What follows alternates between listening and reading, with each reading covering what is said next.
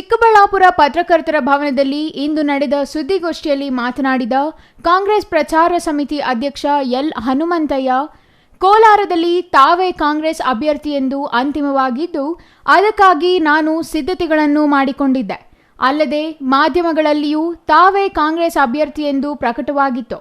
ಆದರೆ ಕೊನೆಯದಾಗಿ ನಾಯಕರ ಆಂತರಿಕ ಕಚ್ಚಾಟ ಮತ್ತು ಬಣ ರಾಜಕೀಯದಿಂದಾಗಿ ತಮಗೆ ಟಿಕೆಟ್ ಕೈ ತಪ್ಪುವಂತಾಯಿತು ಎಂದು ಅವರು ಅಸಮಾಧಾನ ಹೊರಹಾಕಿದರು. ಕೋಲಾರ ಮತ್ತು ಚಿಕ್ಕಬಳ್ಳಾಪುರ ಎರಡೂ ಲೋಕಸಭಾ ಕ್ಷೇತ್ರಗಳಲ್ಲಿಯೂ ಕಾಂಗ್ರೆಸ್ ಗೆಲ್ಲಲಿದೆ ಎಂದು ಹೇಳಿದ ಹನುಮಂತಯ್ಯ, ಕಳೆದ ಲೋಕಸಭಾ ಚುನಾವಣೆಯ ಫಲಿತಾಂಶದಂತೆ ಪುನರಾವರ್ತನೆಯಾದರೂ ತಮ್ಮ ಕೈಯಲ್ಲಿ ಏನೂ ಇಲ್ಲ ಎಂದು ಹೇಳುವ ಮೂಲಕ ಕಾಂಗ್ರೆಸ್ ಗೆಲುವಿನ ಬಗ್ಗೆ ಸಂಶಯವನ್ನು ಪರೋಕ್ಷವಾಗಿಯೇ ಹೊರಹಾಕಿದರು. ಇನ್ನು ಬಲಿಜ ಸಮುದಾಯಕ್ಕೆ 2A ಮೀಸಲಾತಿ ವಿಚಾರದಲ್ಲಿ ಆಗಿರುವ ಅನ್ಯಾಯ ತಪ್ಪು ಎಂದು ಹೇಳಿದ ಅವರು, ಬಲಿಜ ಸಮುದಾಯಕ್ಕೆ ಕಾನೂನಾತ್ಮಕವಾಗಿಯೇ ಮೀಸಲಾತಿ ನೀಡಬೇಕು ಎಂದು ಪ್ರತಿಪಾದಿಸಿದರು. ಬಲಿಜ ಸಮುದಾಯಕ್ಕೆ 30 ವರ್ಷಗಳ ಹಿಂದೆಯೇ ಮೀಸಲಾತಿಯನ್ನು ಕಾಂಗ್ರೆಸ್ ಸರ್ಕಾರ ಕಸಿದುಕೊಂಡಿದೆ.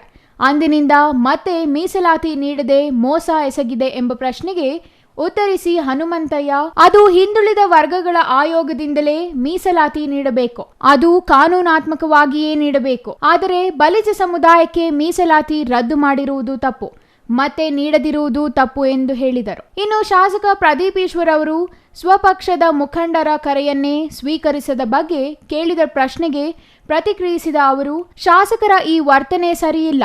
ಇಂತಹ ಆರೋಪಗಳು ತಮ್ಮ ಗಮನಕ್ಕೂ ಬಂದಿದ್ದು, ಕೂಡಲೇ ಈ ಬಗ್ಗೆ ಮಾತನಾಡಿ ತಪ್ಪು ತಿದ್ದಿಕೊಳ್ಳಲು ಶಾಸಕರಿಗೆ ಹೇಳುವುದಾಗಿ ಹನುಮಂತಯ್ಯ ಹೇಳಿದರು. ಅಲ್ಲದೆ ರಾಜ್ಯದಲ್ಲಿ ಕಾಂಗ್ರೆಸ್ ಸರ್ಕಾರ ಅಧಿಕಾರಕ್ಕೆ ಬಂದ ನಂತರ ಅಭಿವೃದ್ಧಿ ವಿಚಾರದಲ್ಲಿ ಹಿನ್ನಡೆಯಾಗಿರುವುದು ಸತ್ಯ. ಇದಕ್ಕೆ ಕಾರಣ ಹಿಂದಿನ ಬಿಜೆಪಿ ಸರ್ಕಾರ ಖಜಾನೆ ಖಾಲಿ ಮಾಡಿ ಹೋಗಿತ್ತು. ಹಾಗಾಗಿ ಗ್ಯಾರಂಟಿಗಳಿಗೆ ಹಣ ಹೊಂದಿಸಲು ಸರ್ಕಾರ ಪರದಾಡುವಂತಾಯಿತು. ಹಾಗಾಗಿ ಅಭಿವೃದ್ಧಿಗೆ ಹಿನ್ನಡೆಯಾಗಿದೆ. ಆದರೆ ಈ ವರ್ಷದಿಂದ ರಾಜ್ಯದಲ್ಲಿ ಗ್ಯಾರಂಟಿಗಳ ಜೊತೆಗೆ ಅಭಿವೃದ್ಧಿಯೂ ನಡೆಯಲಿದೆ ಎಂದು ಭರವಸೆ ನೀಡಿದರು. ಇದು ಬಲಿಜ ಸಮುದಾಯಕ್ಕೆ ಪ್ರಾತಿನಿಧ್ಯ ಕೊಡಬೇಕು ಅನ್ನೋದು ಹಿಂದುಳಿದ ವರ್ಗಗಳ ಆಯೋಗ ತೀರ್ಮಾನ ಮಾಡಬೇಕಾದ ವಿಚಾರ.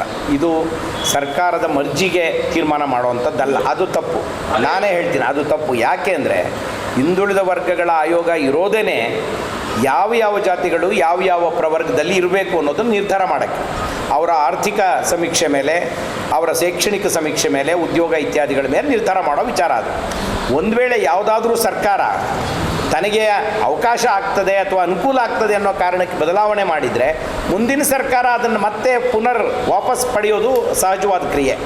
ಆದರೆ ಬಲಿಜ ಸಮುದಾಯಕ್ಕೆ ನ್ಯಾಯೋಚಿತವಾಗಿ ಏನು ಸಿಗಬೇಕು ಅದನ್ನು ಕೊಡೋದಕ್ಕೆ ಕಾಂಗ್ರೆಸ್ ಯಾವತ್ತೂ ಬದ್ಧವಾಗಿದೆ. ಅದರಲ್ಲಿ ಎರಡನೇ ಮಾತಿಲ್ವೇ ಇಲ್ಲ. ನಾನು ಹೇಳಿದ್ನಲ್ಲ, ಹಿಂದುಳಿದ ವರ್ಗದ ಆಯೋಗ, ಸಾಮಾಜಿಕ ಆರ್ಥಿಕ ಸಮೀಕ್ಷೆಗಳು, ಇಲ್ಲ ಅದು ಕಾರಣ ಬೇರೆ. ತೆಗೆಯುವಾಗ ಪರ್ಮಿಷನ್ ಬೇಡ ಅಂದಿದ್ದು ಯಾಕೆ ಅಂದರೆ ಪರ್ಮಿಷನ್ ಇಲ್ಲದೆ ಹಾಕಿದ್ರಿಂದ. ಆದರೆ ಇವತ್ತು ಅಂಥ ನಿರ್ಧಾರ ಏನಾದರೂ ಕೈಗೊಳ್ಳಬೇಕಾದ್ರೆ ಆ ಆಯೋಗ ಆ ತೀರ್ಮಾನವನ್ನು ತಗೋಬೇಕು. ಅದು ವೈಜ್ಞಾನಿಕ ವರದಿಗಳ ಆಧಾರದ ಮೇಲೆ ಇರಬೇಕು. ಸುಮಾರು 60 ವರ್ಷಗಳ ಕಾಲ ನಾವು ಏನು ಸಾಲ ಮಾಡಿದ್ವಿ ಅದರ 3ರಷ್ಟು ಸಾಲವನ್ನು ಈ 10 ವರ್ಷಗಳಲ್ಲಿ ಮಾಡಲಾಗಿದೆ. ಒಟ್ಟು ಸಾಲ 55 ಲಕ್ಷ ಕೋಟಿ ಇದ್ದದ್ದು ಇವತ್ತು 160 ಲಕ್ಷ ಕೋಟಿ ಸಾಲದ ಹೊರೆ ದೇಶದ ಜನರ ಮೇಲೆ ಬಿದ್ದಿದೆ.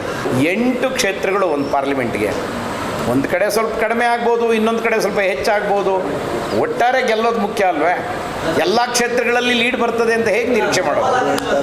ಗೊತ್ತಾಯ್ತು, ನೀವು ಹೇಳಿದ್ದು ಅರ್ಥ ಆಯಿತು. ಶಾಸಕರ ಮಾತಿನಿಂದ ಹಿಂಗೆಲ್ಲ ಆಗ್ತಿದೆ ಅಂತೇಳಿ ನನಗೆ ಅದರ ಅನುಭವ ಆಗಿಲ್ಲ. ನಾನು ನಿಮ್ಮ ಮುಂದೆ ಸುಳ್ಳು ಹೇಳಬಾರ್ದು.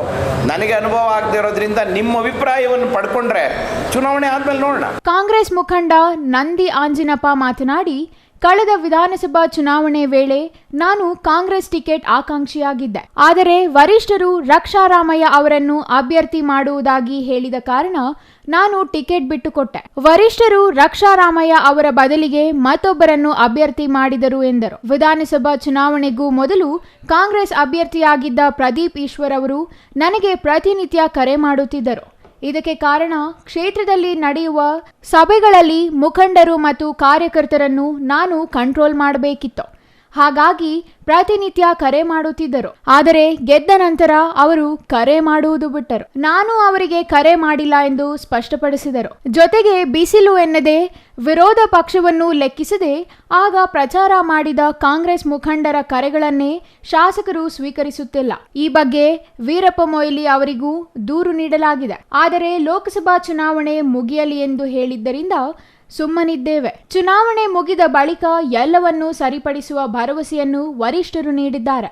ನಾನು ಶಾಸಕರಿಗೆ ಕರೆ ಮಾಡಿಲ್ಲ, ಅದರ ಅಗತ್ಯವೂ ನನಗಿಲ್ಲ ಎಂದು ಆಂಜಿನಪ್ಪ ಸ್ಪಷ್ಟಪಡಿಸಿದರು. ಇನ್ನು ಪ್ರಸ್ತುತ ಕಚೇರಿಗಳಲ್ಲಿ ಭ್ರಷ್ಟಾಚಾರ ಮಿತಿ ಮೀರಿದ ಬಗ್ಗೆ ಇತ್ತೀಚೆಗೆ ಕಾಂಗ್ರೆಸ್ನ ಹಲವು ಮುಖಂಡರೇ ವರಿಷ್ಠರ ಬಳಿ ಆರೋಪ ಮಾಡಿದ್ದಾರೆ. ಪ್ರತಿ ಕಚೇರಿಯಲ್ಲಿಯೂ ಭ್ರಷ್ಟಾಚಾರ ತಾಂಡವಾಡುತ್ತಿದೆ ಎಂದು ಅವರು ಕಿಡಿಕಾರಿದ್ದಾರೆ. ಆದರೆ ಈ ಬಗ್ಗೆ ಮಾತನಾಡಲು ನಾಯಕರು ಮುಂದಾದರೆ ಅದೇ ಶಾಸಕ ಪ್ರದೀಪ್ ಈಶ್ವರ್ ಅವರು ಯಾವುದೇ ನಾಯಕರು ಹೇಳಿದರೆ ಕೇಳಬೇಡಿ ಎಂದು ಅಧಿಕಾರಿಗಳಿಗೆ ಹೇಳಿದ್ದಾರಂತೆ. ಇದರಿಂದ ಕಾಂಗ್ರೆಸ್ ಪಕ್ಷ ಕಟ್ಟಲು ಕಷ್ಟ ಕಾಲದಲ್ಲಿ ದುಡಿದ ನಾಯಕರಿಗೆ ಬೆಲೆ ಇಲ್ಲದಂತಾಗಿದೆ ಎಂದು ಆಂಜಿನಪ್ಪ ಅಸಮಾಧಾನ ಹೊರಹಾಕಿದರು. ಸುದ್ದಿಗೋಷ್ಠಿಯಲ್ಲಿ ಕಾಂಗ್ರೆಸ್ ಮುಖಂಡರಾದ ಯಲುವಳ್ಳಿ ರಮೇಶ್, ಮರಸನಹಳ್ಳಿ ಪ್ರಕಾಶ್, ಬಾಗೇಪಲ್ಲಿಯ ಕೃಷ್ಣಪ್ಪ ಸೇರಿದಂತೆ ಹಲವರು ಉಪಸ್ಥಿತರಿದ್ದರು. Jangalahalli Ashwath, CTV news, Chikkaballapur.